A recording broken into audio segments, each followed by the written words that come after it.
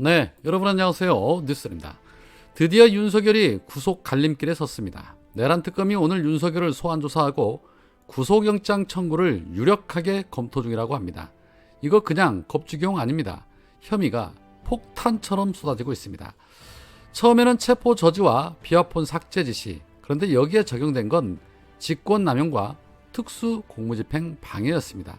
그런데 지금 수사는 급속 확장 중입니다.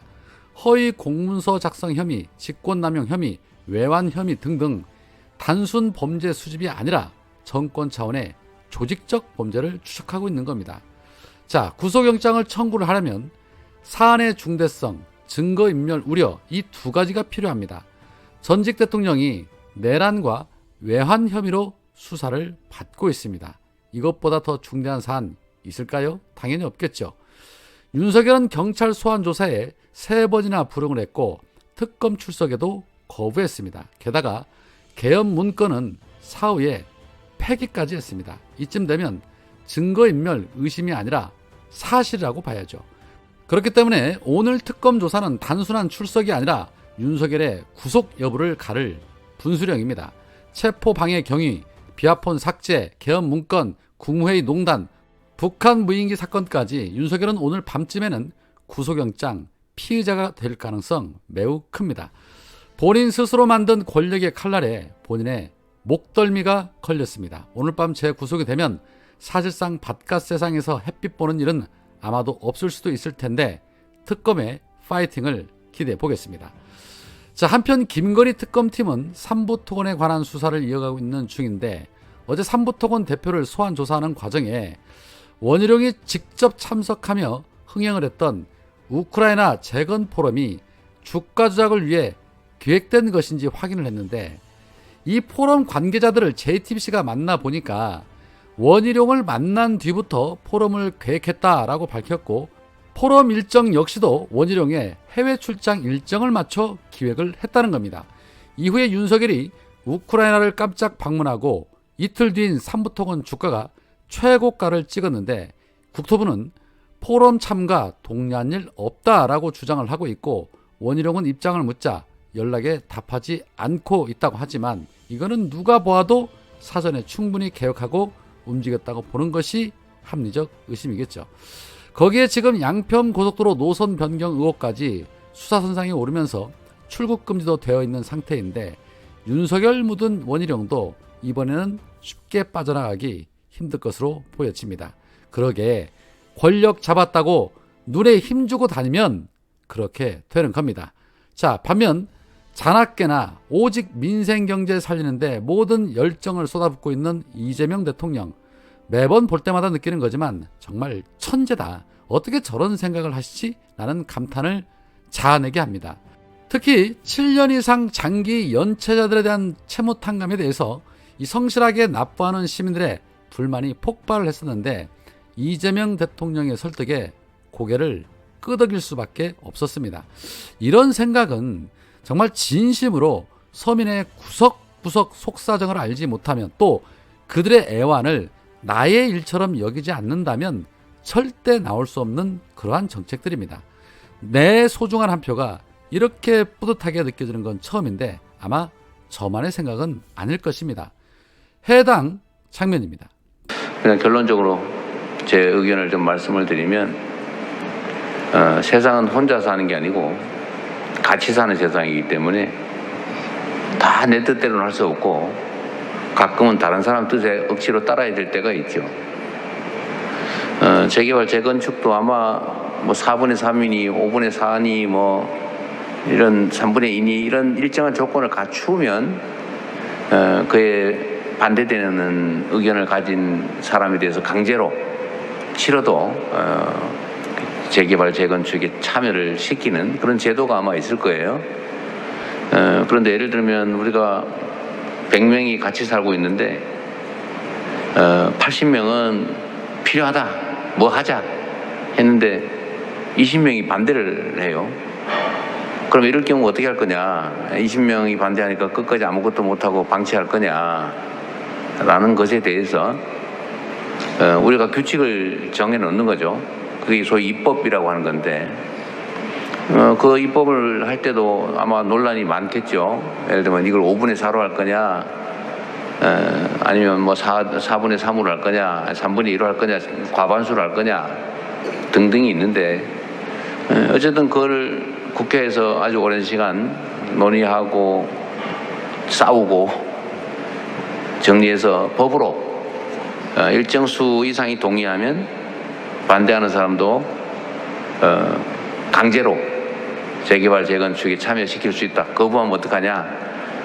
강제로 명독 소송해서 내보내고 재개발 재건축 할 수 있다.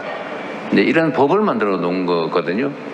근데 이미 그런 법이 있기 때문에 그 법을 바꾸지 않는 한 그 요건에 해당되면 안 할 수가 없는 거죠. 이게 우리가 법률이라고 하는 우리 국민들의 합의, 규칙에 강제력을 부여한 이유죠. 만약에 이런 강제력을 부여하지 않으면 모두가 필요한데 한 사람이 끝까지 반대하면 못한다. 이러면 같이 살 수가 없죠. 그럼 이제 주먹 다짐을 하든지 뭐 이렇게 해야 되는데 그렇게 하면 안 되잖아, 그죠?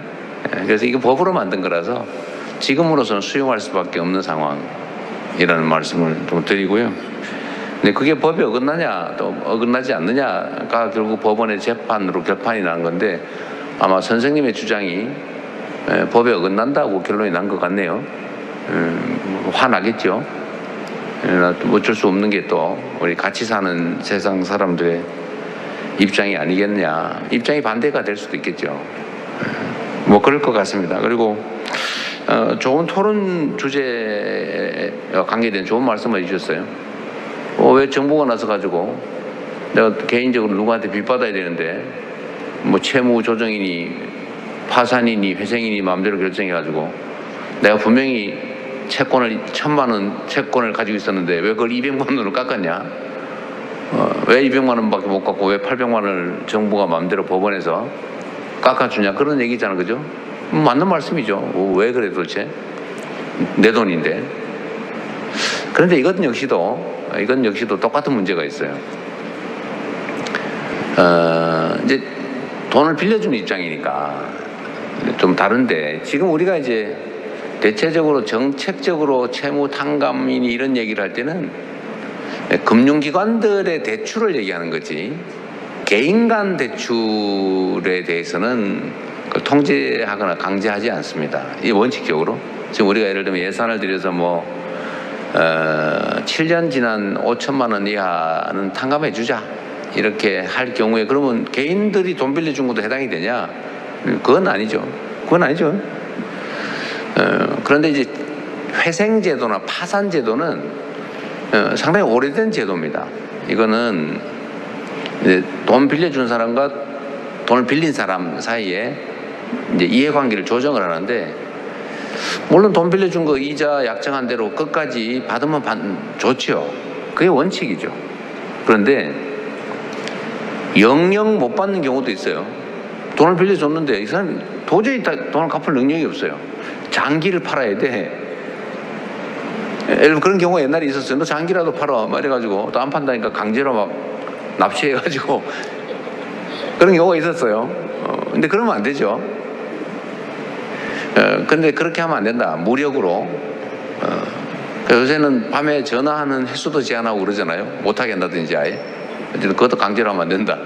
밤새도록 전화해가지고 괴롭히고 막 이런 게 허용될 때가 있었어요. 나 돈 빌려줬는데 왜 빚 안 갚냐 이렇게 전화해가지고 전화기만 보면 막 스트레스 쌓여서 못 살게 해. 그래가지고 돈을 또 빌려가지고 빌린 돈을 갚는 뭐 그런 경우도 있었죠.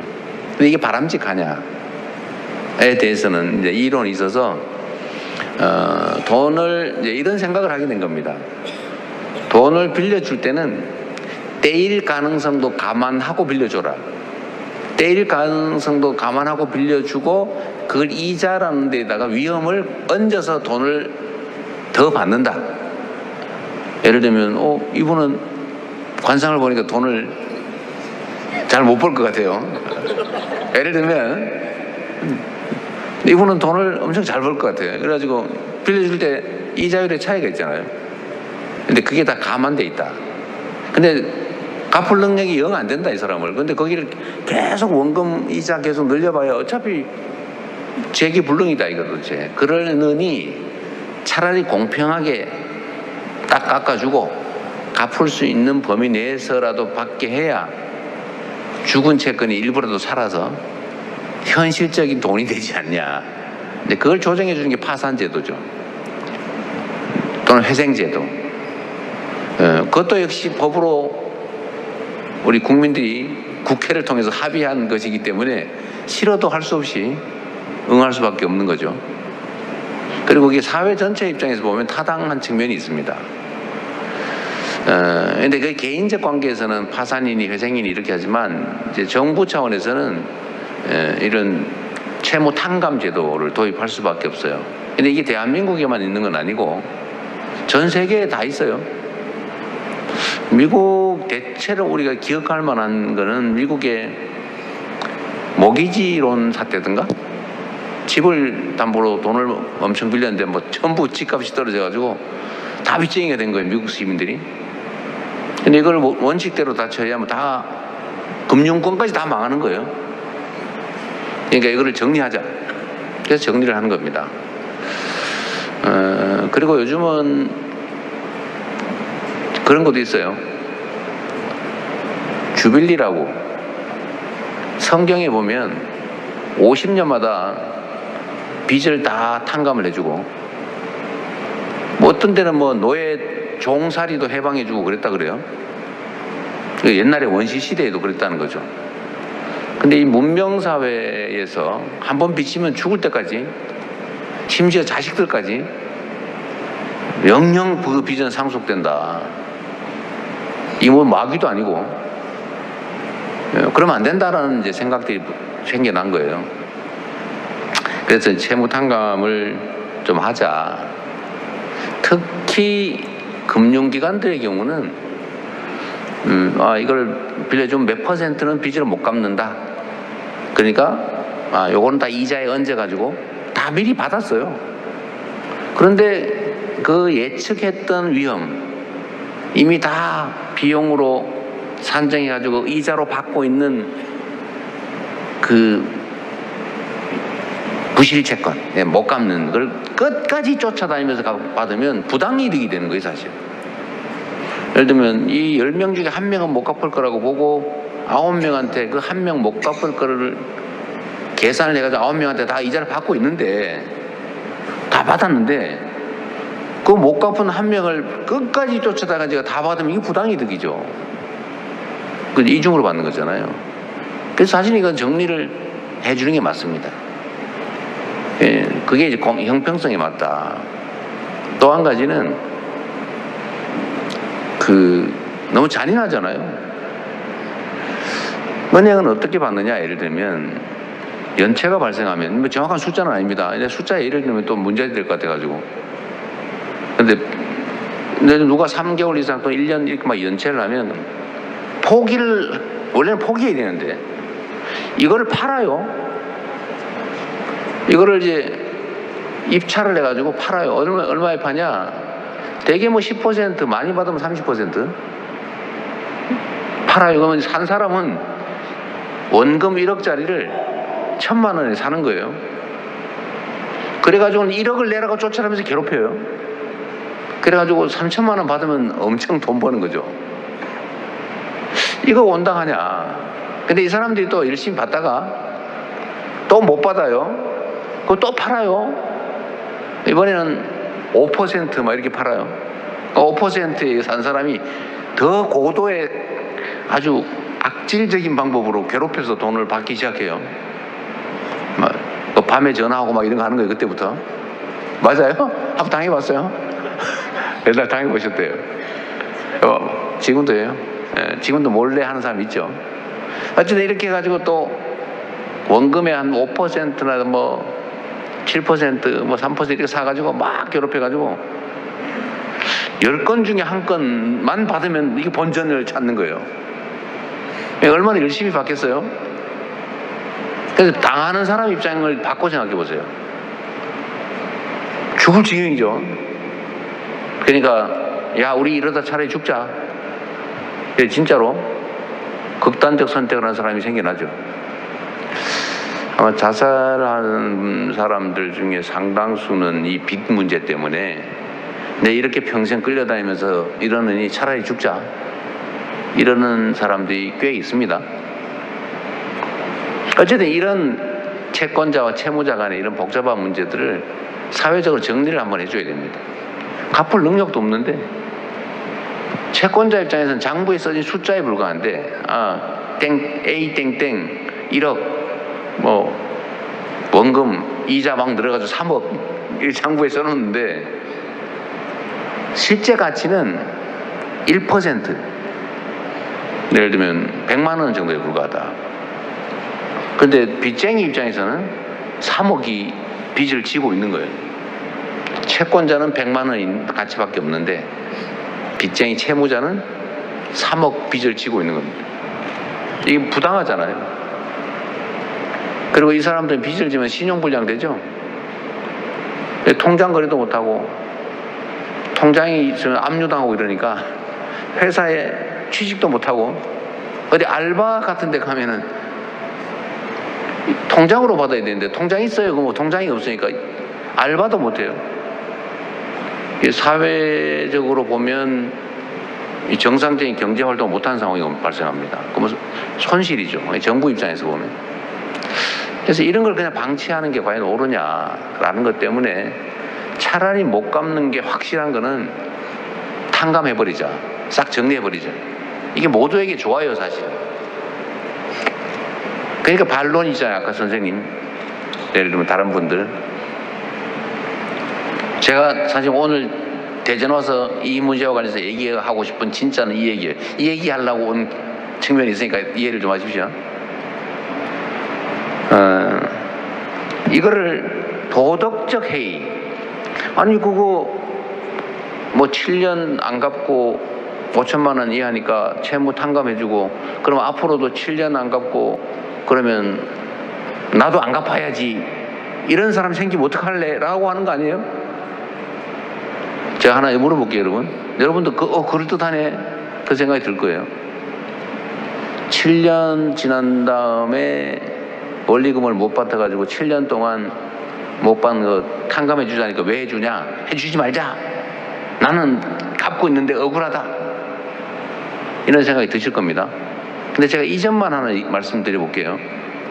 여러분, 내가 능력이 되는데 갚을 능력이 되는데 7년 지나면 탕감해 줄지 모르니까 신용불량으로 7년 살아보시겠습니까? 압류당하고 경매당하고 통장 거래도 못하고 신용불량 등재돼가지고 은행에 거래도 안 되고 월급이나 일당 보수를 못 받으니까 알바도 못하는 삶을 7년 살아보시겠습니까? 7년을 버텨가지고 그 빚을 탕감하기 위해서 안 갚고 한번 버틸 수 있겠습니까?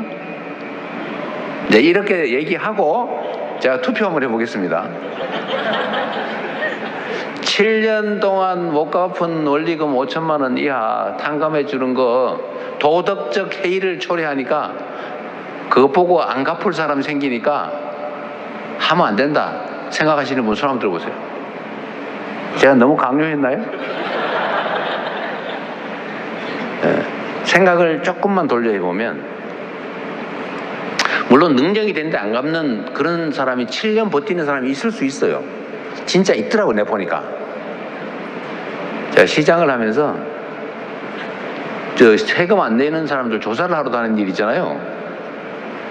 제가 그걸 한번 몇 년 동안 했는데 진짜로 집집마다 때 띵동 하고 다 물어봤거든요.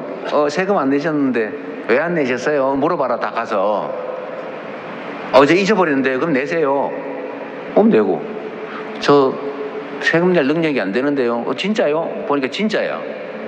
그럼 채무 탕감해주고 복지계도 지원해주고. 띵동해서 물어보니까 막 골프 치고 막 금괴 있을 것 같아요. 압수수색 해보니까 집에 진짜 달러 뭐 이런 거 가지고 버티는 사람이 있더라고요. 극소수.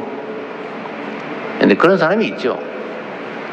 근데 그런 몇몇 사람들 때문에 거의 압도적 다수가 7년 동안 빚을 못 갚아가지고 신용불량으로 경제 생활도 못하고 버티는 사람들의 빚을 어차피 못 갚는 빚을 정리해 주자는 것을 하면 안 된다.